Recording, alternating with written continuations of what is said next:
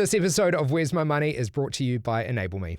If you've got big money goals in 2026, you need the right support to make them happen. Chatting to the team at Enable Me, it's a great place to start. For more info on their financial coaching and strategic advice, head to enable.me.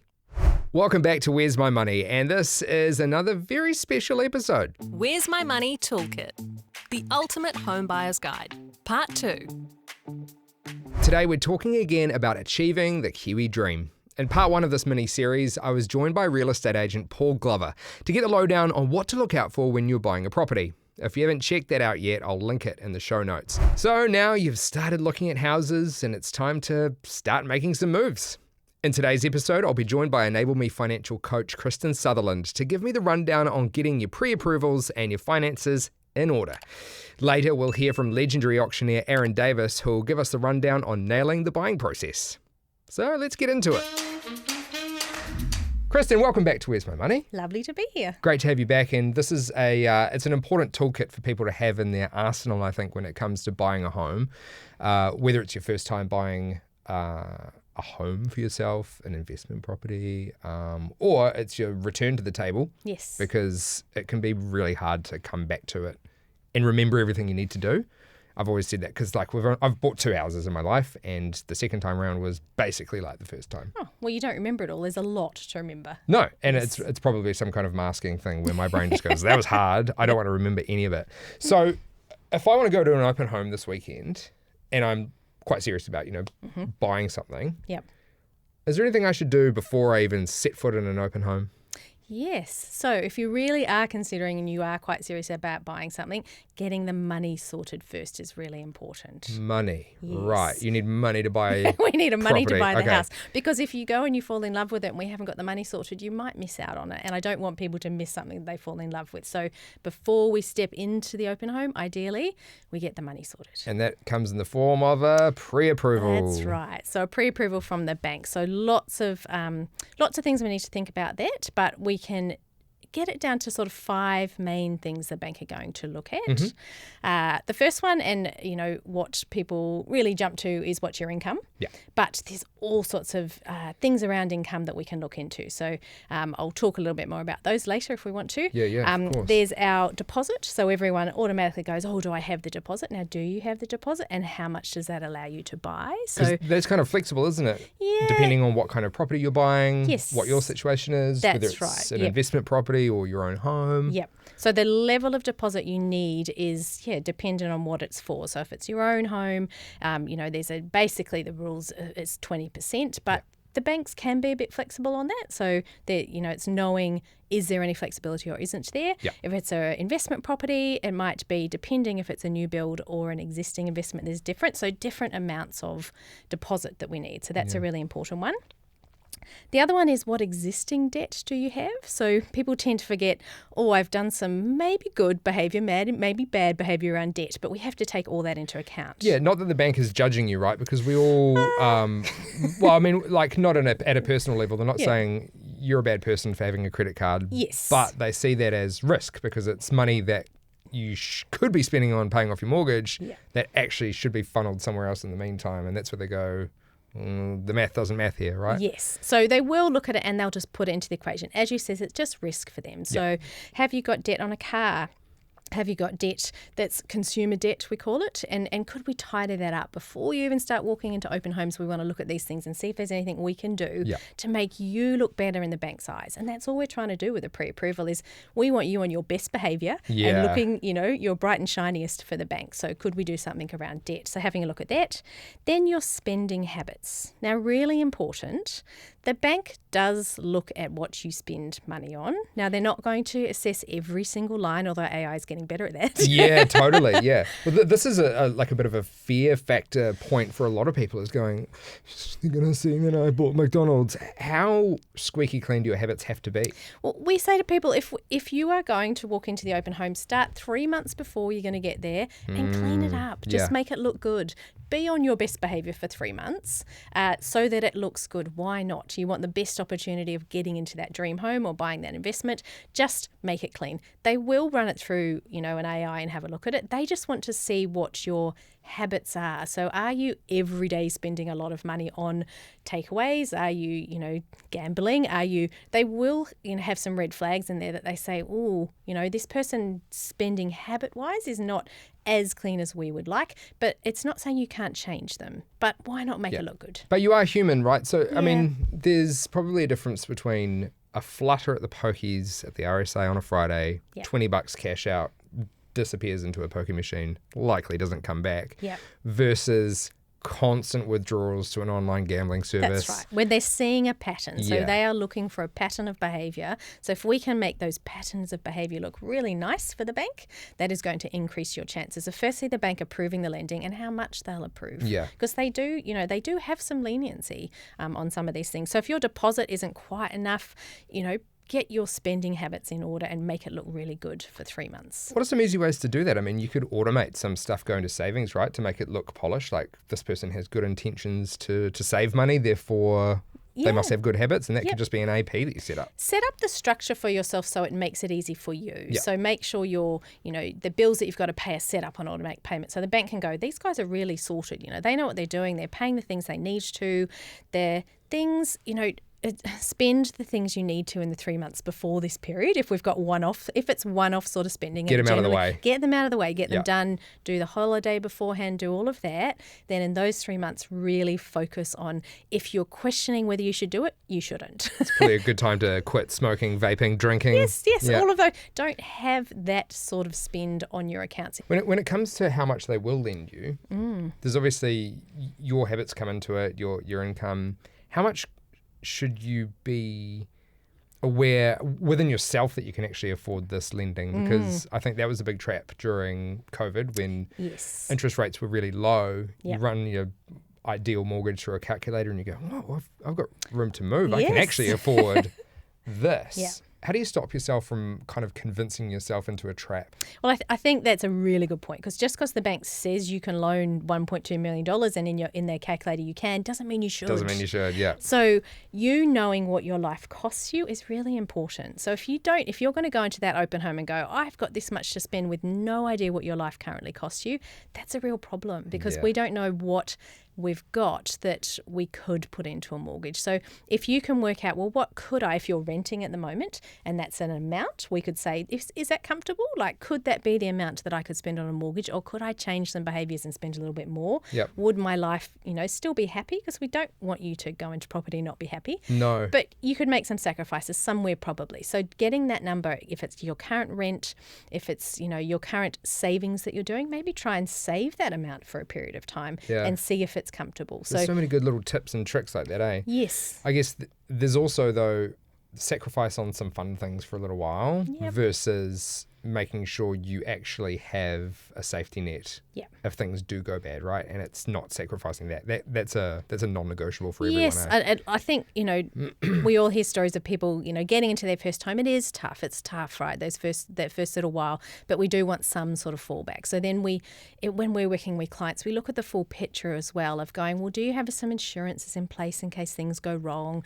Do we have some safety nets around what should be comfortable, but things happen, life happens, things change, unexpected things come up all the time. They shouldn't really be that unexpected, I suppose, but totally. They do. Yeah. So we need some safety nets around. So like working on, well, if the worst happened, what would that safety net be?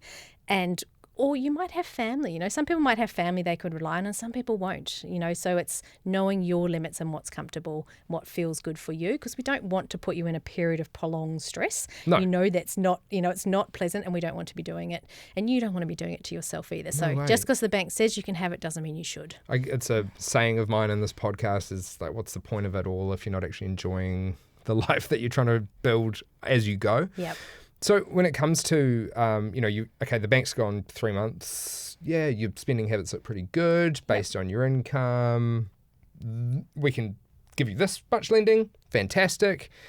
What rates are the banks testing that at? Because they're not using current market rates to test that. No, they don't. They will test. Let's talk about stress testing at a basic point. Yeah, they will do sort of 1 to 2% generally above what the current rate, sometimes 1 to 3% above what the current rate is. So even if you do your calculations and you say, but I could afford that because I've worked out those numbers, the bank isn't looking at you in the same eyes. Add another 2% on that to really get an idea of what it might be costing you. Yes, and we want you to do that anyway to make sure you don't get yourself into trouble. Yep. So as I said, because you can doesn't mean you should. So test what would happen, if this happened and interest rates went up 2%. Because they can change, and we know world events at the moment are very quickly changing, and that can quickly change things. So knowing how the bank sees you, I think that's it's been quite a good change in the banking world from my point of view, is that we are stress testing at higher rates so that people don't get themselves into quite so much trouble as they have in the past. Yeah, and then you end up having to do a podcast to tell your story. Because we were on 1.99% when we bought our home, and then a few years later we were paying 7.3%. Like, no one would have tested for that. Yes, no, that's right. Yeah. So if we can, if you were stress testing yourself, maybe you could say, I'll even stress test up to 7% because it could go there. Totally. What would that look like? Yeah. And when I first started buying property, and I have been in property for a while, we were paying 12%, 12% interest. So in my life, it has been there. Back in my day. That's it. I was feeling very old when I said that. But it's not a hard thing to, I know a lot of the world of mortgages and pre-approvals and banks does seem bamboozling, and a lot of people seem to claim that's the whole idea, so the bank confuses you into spending money. But there are so many tools online where you can actually just go and have a play. You can't break anything. You're not going to accidentally get yourself a loan by playing with some of the mortgage calculators. Yes, that's right. And messing around with that interest rate to see what it does to your monthly or fortnightly repayments, right? It's just a reality check of what does that look like. If it did go up by 2%, what would it look like? And what would I prepare to sacrifice to pay that? Because we're going to pay the mortgage first generally. We just are, because we want somewhere to live. Totally. So what do I have to sacrifice?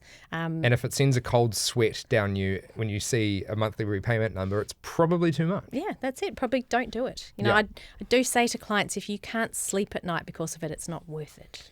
Totally. And so how does a pre-approval work? Do you just get a text and say, yep, you're sweet, go to an open home?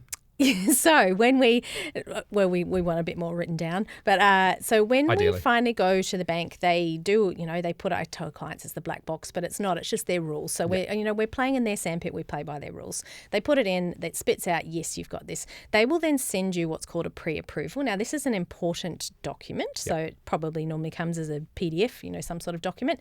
You need to look at that. Someone's going to forward that on to you. Maybe it's the bank, maybe it's your mortgage broker, and they're going to say, great, we've got the money.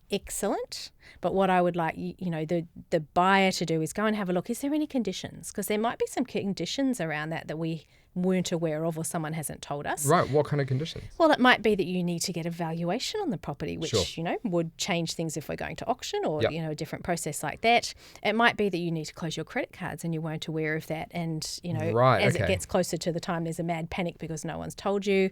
The bank can put anything on it likes, but there's sort of our common ones of that we might need to pay down some short-term debt. Yeah. Sometimes we've seen paying back a student loan so that, it takes that suck on the income away from the bank's point of view. That's something the IRD just deals with and you don't even get to touch, right? Yes, that's right. Yeah. So if we paid that back, that might be. So we might have applied to the bank and said, we will do this. And the bank's come back and said, with this pre-approval letter, yeah, sure, you can have the money. Now you need to do that. So make sure you know what those pre-approval conditions are. Yep. Make sure the amount on the letter's correct. Yeah. Be surprised how often we do see mistakes. So we just want to make sure, yes, that's right. Even AI can make mistakes. That's it. Yeah. And that you understand what the loan is. So again, depending on the situation, there might be different types of loans, and that's around, it could be a principal and interest loan. So we're paying back the original lending plus interest. It might be an interest-only loan. I've seen a few clients assume it's one and not the other. And the worst case is generally when we assume it's an interest-only loan, but it's actually a principal and interest, and that can change the repayments by a lot. Yeah. So knowing what the loan is and what it looks like and all the details around it, really important, so that you just don't go out the next weekend and say, we're pre-approved, it's all fine.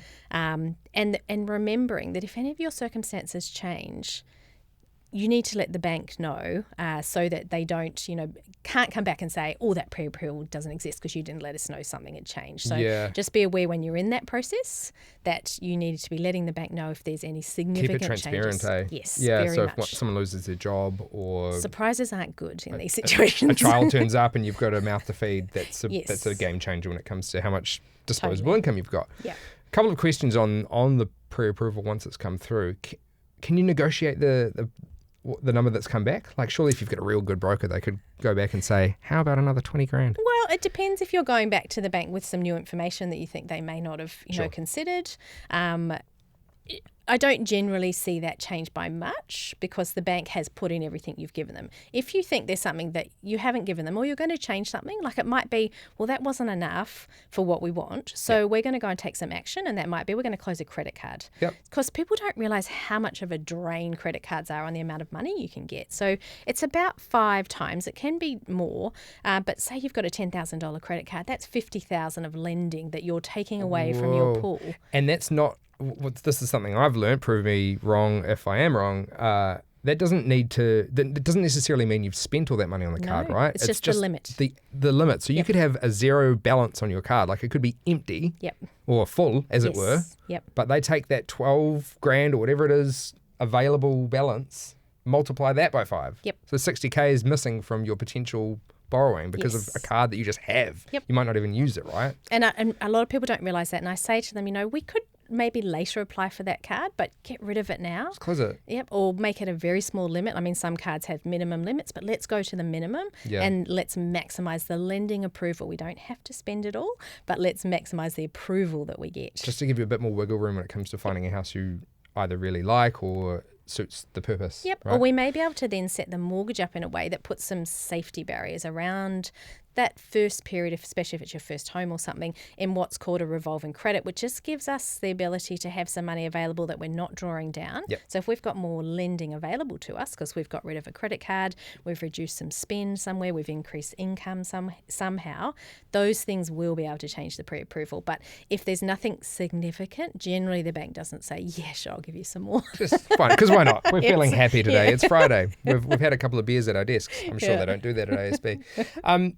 Okay, so what about the deposit then? Like, what if we've got really solid incomes, we've got great spending habits, but we've actually only got a smaller deposit?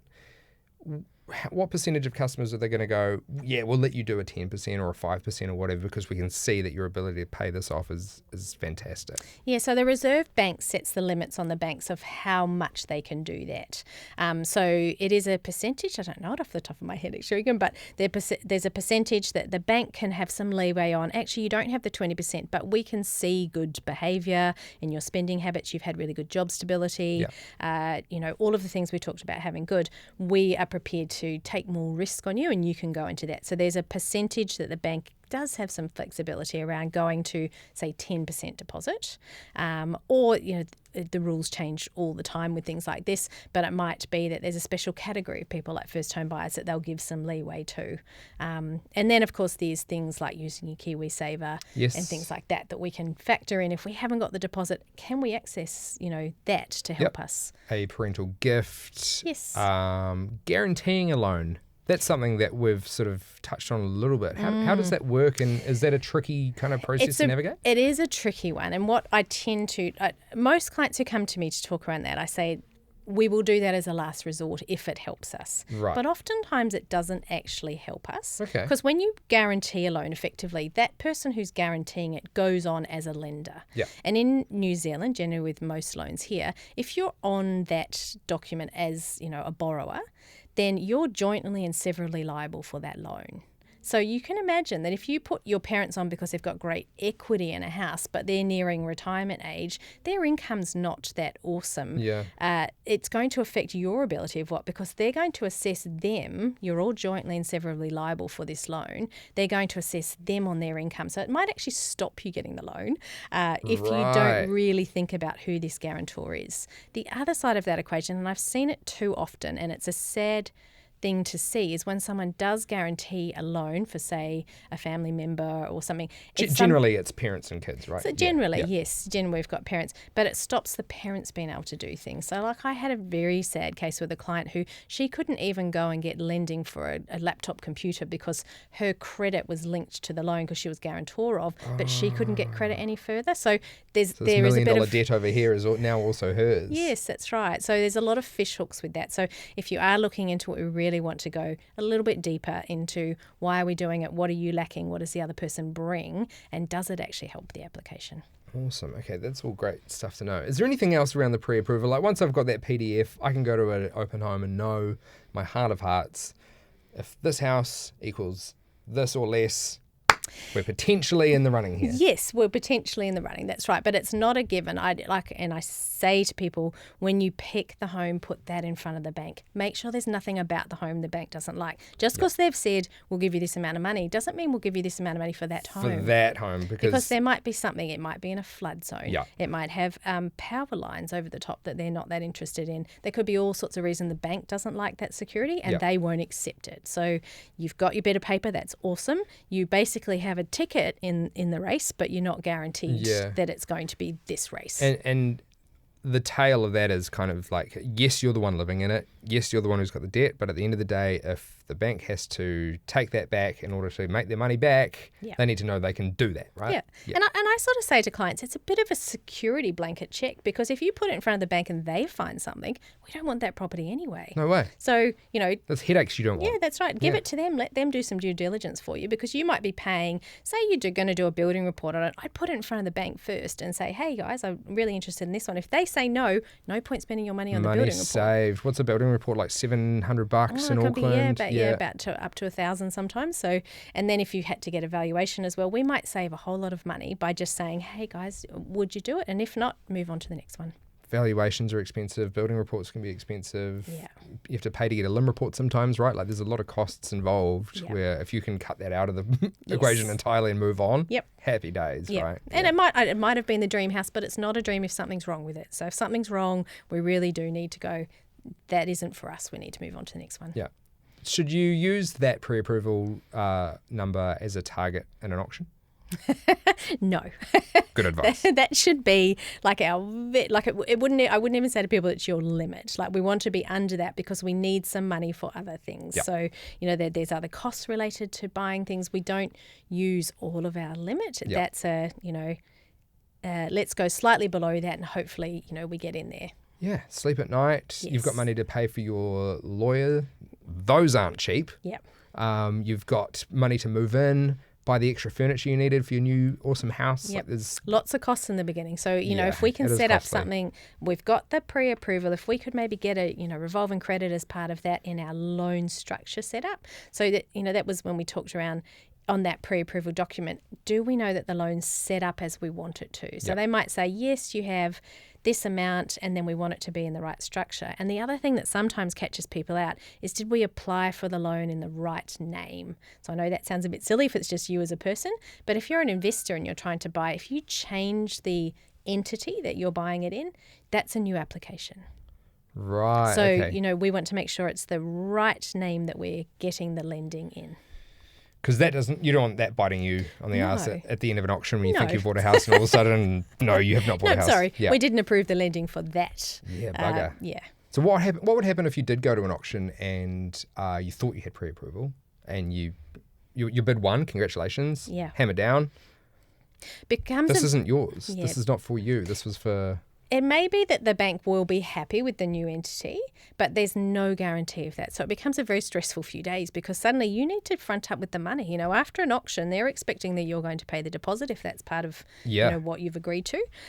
So generally, you can get money for anything, but you're going to pay a lot for it. Yeah. So, I'm not saying to people, oh my goodness, it's all doom and gloom and it's terrible. It's just that it's going to cost you a lot of money because someone else is going to look at that and go, well, now that's a little bit risky because there's been a few changes here and we're not really sure and we have to do it quick. Yeah. You're going to pay for that. This person clearly doesn't have their nuts and bolts together, so I'm going to make sure you pay for it on the spot. Yeah. Loan sharks, bad. Yeah. All right, so in the next 6 months, I'm really keen to buy a house. What's one thing I can do today to make sure I can get my A into G and my SHRT together. Yes. So start getting your spending habits in order. Yeah, So very important. really tidy around that.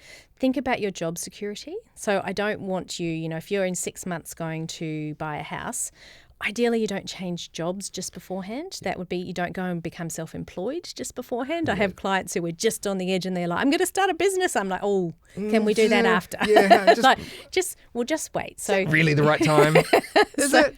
Or we're going to have a baby because, taking out an income. So thinking around job security is really important. What other debt have we got? So can we spend that 6 months working on other debt to really clean it up? And it might be that we, get all of our small high interest loans into a, one loan that we're really focusing on and working on. So debt, job security, your own income, keeping it as stable as possible. There are sort of main ones that make us look really good to the bank. So we want to, like the bank, to just put us through their black box and tick the box and move on.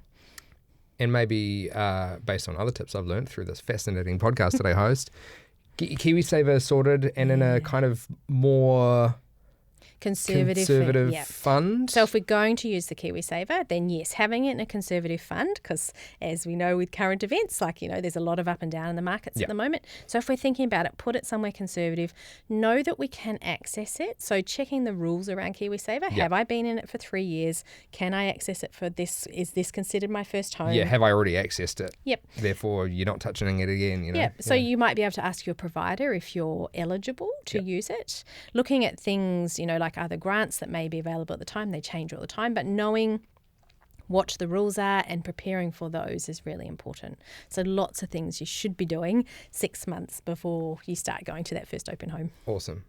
Fantastic advice as per usual. Thank you so much, Kristin, for coming in. And thanks for using the nice new set for the first time. Oh, you're welcome. What do you think Looks of the table? lovely. Looks great. Isn't it great? What does your ideal retirement look like? Picture it, and Enable Me can help you achieve it. From financial coaching to strategic advice, they've got you covered. Pay down debt, grow your wealth, and retire well. Head to enable.me to get started. Okay, so if you're buying a home in New Zealand, you'll probably end up in an auction room with your heart in your throat and your money on the line. On paper, an auction seems pretty simple. No conditions, 10% deposit, fixed settlement, highest bidder wins. We've all used Trade Me. In reality, it's psychology, it's strategy. It's a scary emotional stress and expensive if you get it wrong. I've lost heaps of homes at auction, late bids, a packed room, and suddenly it's just gone. And you're back on Trade Me that night asking what the actual F just happened. That's why I brought in Aaron Davis, one of the country's top auctioneers, to break down how the auction room really works. Aaron, thank you for joining Where's My Money. It is kind of weird looking at you on a screen because we basically look like the same human being. Yeah, doppelganger. But with waterproof heads. Yeah, that's right. And it's good to know I look good in a suit, so that's fantastic. Look, you're an experienced auctioneer. You've sold, how many houses do you reckon you've actually sold through auction in your career?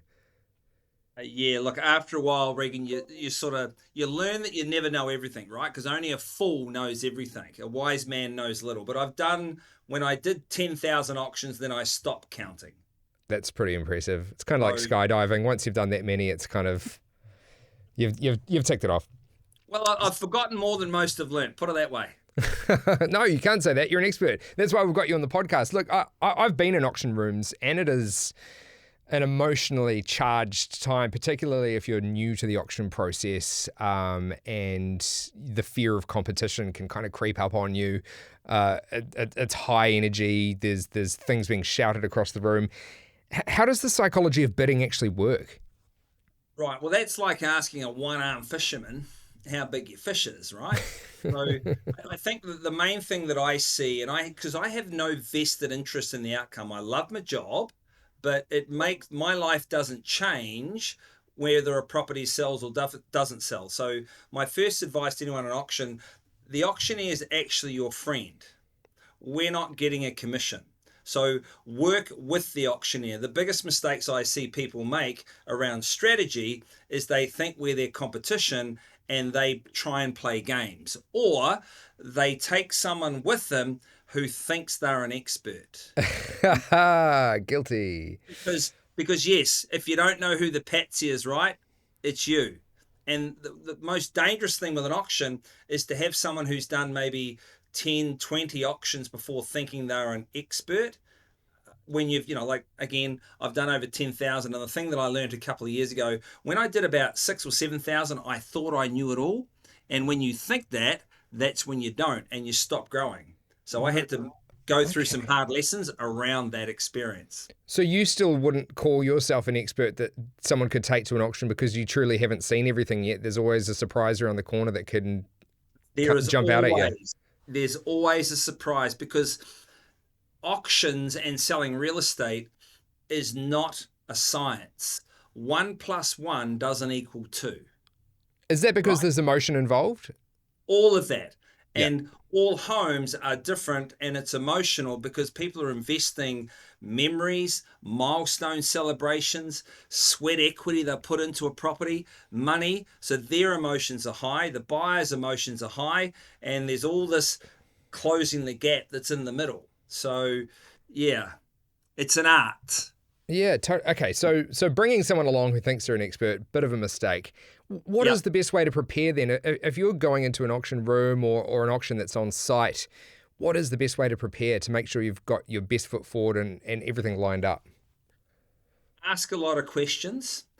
Check your paperwork beforehand, so I don't want to sort of go through the cliches, right? Let's imagine that everyone has gone online and done all their research about what you're supposed to do when you get there. Yeah. The main thing is you got to have the number you'd love to buy it for, and the one that when push comes to shove, you will go to that number to secure the property. So then you'll never feel any pressure. The hardest decisions are made before you turn up to the auction. As a buyer and also as a seller, people make emotional decisions which sometimes are bad when they haven't thought about it and they're not prepared. Because when you're making a business decision, which it is because you're spending money, the preparation's everything. So know your numbers, and then you're 90% of the way. And that price where you've said you might be prepared to push beyond your ideal number, that's your drop dead, right? You've got to stay hard and fast to that, knowing what you can truly max out at. Yes, but here's the other thing, right? People never truly know what they're going to do until they're faced with it. I.e., I had an example the other day when I was selling a property, right? And I said to my agent, and I've been doing this a long time, under no circumstances am I selling for less than $1 million. I was so emphatic after 20 years. And then 5 minutes later, I sold for 980. You're like, and I was so determined. But again, when emotions are involved, logic goes out the door. Yes, so you've really got to get prepared for those numbers. That's you interesting. Really do. Have your walk away down to $500. And here's the other thing to consider, Regan, like, don't land on a round number. Yeah, totally. How many times first home buyers will turn up to an auction and they've all got the same 1 million or 1.1? Yeah, 1.1, that's it, yeah. And then I'm like, right out, 1,102,000. Regan, are you sure? Well, no, that 1.1 was my drop dead. I can't make another $200 work. Yes, but you have to drive your beautiful partner home without owning the property. Yeah. See, our job is to make people change their mind. Our job is to make them pay a price they don't want to pay, not through deception, but through good language, through good manners. And that's in the heat of the moment where the emotion comes in. Yeah, right. So that's when you got to be prepared and go, right, we made a decision at 1.1, we're leaving. But that's hard to do. It's very easy to say. You're a professional manipulator, but in the best way. Well, you learn to read the cues. Yeah. Those little cues that most people are genuine and they don't know how to hide their emotions. What are some of the cues you see that are the most obvious ones? Is it shifting body language, posture, cold at sweats? Each other, yeah. Parents coming over the top, tapping them on the shoulder, whispering in their ear. One of them going, we're out, and the next one, there's a lot of stories. But here's the thing, right? That's why when you go to an auction as a buyer, it's hard to do, but you should stand at the front as close to the auctioneer and look at everybody. Because your sixth instinct, you'll read the room like we are. So yeah. Sometimes like someone's lying to you, you go, I don't know why. just doesn't feel right. I can't explain it here. You've got to feel it. You've got to see it. So really savvy buyers will look at the crowd. That's a really good power play too, particularly standing up instead of sitting down in the seats that are provided to you. You know, other people will see you and go, shit, he knows what he's doing. He's standing up. He hasn't even bothered sitting down. He's going to win this. He does, but then you're all showing them your emotions as well. Yeah, so you've got to play your cards pretty straight then. But I love that. I've never considered facing back at the crowd. Well, and look, I would have multiple stories of, it's going, let's just imagine it's 1-1, right? And it's, it's selling and it's 1-1 and you're both wanting the property. And then, at $1,091,000 at 92, good decision. 93, I can see you in the door. 94, good job. 1-1, well done. And you go, we're out, right? And then the other buyer goes, oh, no, I'm going to double bid. And they go 1-105 and go, beautiful. Now, if they saw you going, I'm out, they wouldn't do it. No, there's no need to. There's no need, but that's just one example where hiding from the agent, hiding from the auctioneer is really not clever. Man, I could have used you 5 years ago, man. Where have you been all my life? Do you think you get more money out of buyers when the auction is in a room versus on site at the house with the asset right in front of them? Very good question. There's a saying that says it's easier to win a home game than an away game. Yeah. Right? In sports. So I've had on sites, the sun's out, beautiful. People are emotionally connected. Tūranga waiwai, right? They're standing on that floor. My kids are there. And great. I've also had on sites where the neighborhood, I've had a gang out there doing donuts. So, risk and reward go hand in hand. Yes. Okay. In rooms is controlled, but we auction vendors and what they want to do. So they both have fors and against, right? Yeah, totally. What about the advent of the digital world, online bidding, phone bidding? Does that change the game a little bit too? No, it just makes it more accessible. But again, people think, oh, I can hide. But you're not seeing and hearing what I am. See, what I've learned, Regan, is we all trust what we see and we trust what we hear. Now, that's harder to do on a phone. And on a phone, you have to worry about third-party representations. Yeah. Like, what is being conveyed? Like, the Chinese whispers through the phone with an agent, from the agent to the auctioneer. Like, that's just another level of complication. And, so get in the room, stand at the front, face everyone, stare them down. Is there etiquette you need to follow, you're expected to follow in an auction, or can you kind of... I don't know, act like a bit of a rabid dog and scare everyone off? Just be well managed. People like nice people. A rabid dog, like we'll just roast you to death and make fun of you, and you don't want to do that. The auctioneer, he's your friend. Yeah, totally. So any parting words of wisdom for an experienced auctioneer to someone who's new to that room? What are you going to take with you? The one piece of advice you'd give them to say, go and win this house, man. Like, go and get this asset in your portfolio today. What are you going to tell them? No decision is still a decision. I've been doing this for 20 years. The people that do well in real estate make decisions. The people who don't do well in real estate, I don't like auction. It's not a good time to buy. They overthink the situation, right? It's a home. That's me. Go and get it. Buy it today. Don't overthink it. Because I'll tell you what, Regan, in my 20 years, I only regret the ones that I talked myself out of. Very good words of advice. Aaron, thank you so much for your time. I really appreciate it. I can't wait to hopefully buy a house off you, not off you, but you know what I mean. Be in the auction room with you running it, and I'm going to stand next to you. Yeah. Hey, look, fantastic. Anyone can find me online. Love talking auction. I bet you do. You all do. Auctioneers can't shut up. That's your problem. Where's my money? I like that. I always start with, show me the money. Right, it's good. Irony, where's my money? Yeah, we did think about Show Me the Money as the title, but obviously didn't work because I was broke, hence the pod. Really appreciate your time, mate. Thank you so much. Always a pleasure, never a chore. If you're heading into an auction soon, here's the play. Get your finance sorted early. Make that pre-approval shiny and clean. Set your limit and your next limit. Have a strategy and don't let ego bid for you. Auctions reward preparation and they can kind of punish emotion. Big thanks to Aaron Davis for showing us how the room really works and those power plays that might get you the house. If this stops you panic bidding an extra 500 grand or missing out by 500 grand you might have actually been able to afford, I've done my job.